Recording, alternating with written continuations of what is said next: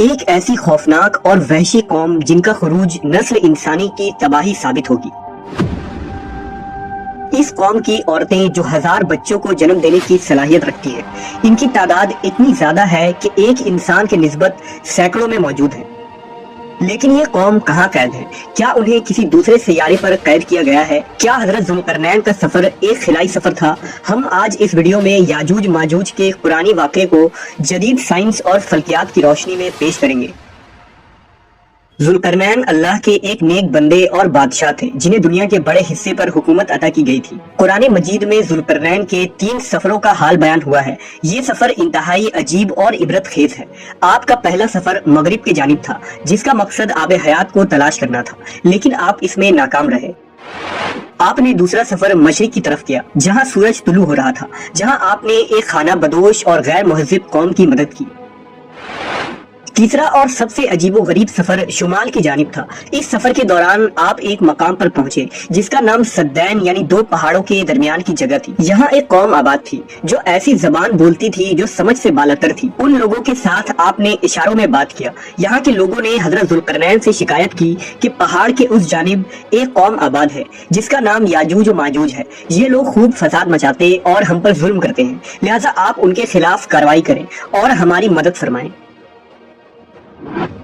مورخین نے لکھا کہ یاجوج ماجوج حضرت نوح علیہ السلام کے تیسرے بیٹے یافس کی اولاد ہے۔ ان کی تعداد بہت زیادہ ہے۔ یہ لوگ سخت جنگجو اور وحشی لوگ ہیں۔ یہ جانوروں کی طرح زندگی گزارتے ہیں اور غاروں میں رہا کرتے ہیں اور بہار کے موسم میں نکل کر کھیتیاں اور سبزیاں کھا جاتے ہیں۔ یہ لوگ اس قدر جنگلی ہیں کہ آدمیوں، جنگلی جانوروں، سانپ، بچھو، گرگٹ اور ہر طرح کے حیوانات کو کھا جاتے ہیں۔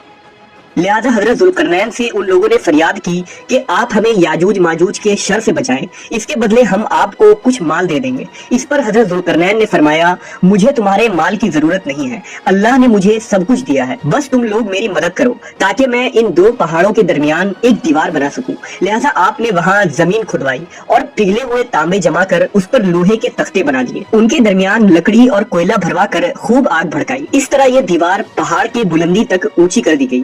یہ دیوار نہایت ہی مضبوط اور مستحکم تھا۔ اب یاجوج ماجوج دیوار کے اس پار قید ہو چکے تھے اور ان کا انسانی آبادی کی طرف آنا تقریباً ناممکن تھا۔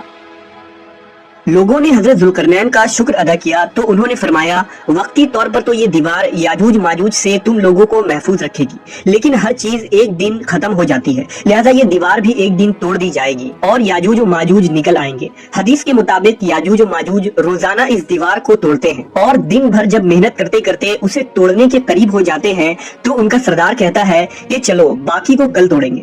دوسرے دن جب وہ اسے توڑنے آتے ہیں تو اللہ کی قدرت سے یہ دیوار پھر سے مضبوط ہو جاتی ہے اور اپنی اصلی حالت میں لوٹ آتی ہے۔ لیکن جب اس دیوار کے ٹوٹنے کا وقت آ جائے گا تو ان میں سے ایک کہنے والا کہے گا، چلو اب اس دیوار کو انشاءاللہ کل توڑیں گے۔ ان لوگوں کے انشاءاللہ کہنے کی برکت سے دوسرے دن دیوار ٹوٹ جائے گی۔ یہ وقت قیامت کے قریب کا ہوگا۔ دیوار ٹوٹنے کے بعد یاجوج ماجوج نکل پڑیں گے اور زمین میں ہر طرف فتنہ و فساد مچائیں گے، چشموں اور تالابوں کا پانی پی جائیں گے، جانوروں اور درختوں کو کھا لیں گے اور زمین کے ہر بلندی اور وادیوں میں دوڑتے پھریں گے۔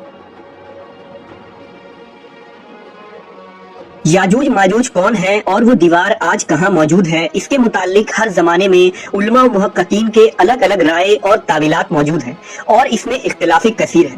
پہلا نظریہ یہ ہے کہ تاتار اور منگول یاجوج و ماجوج تھے جو 11ویں صدی میں اسلامی ممالک پر حملہ آور ہوئے اور خوب تباہی مچائی۔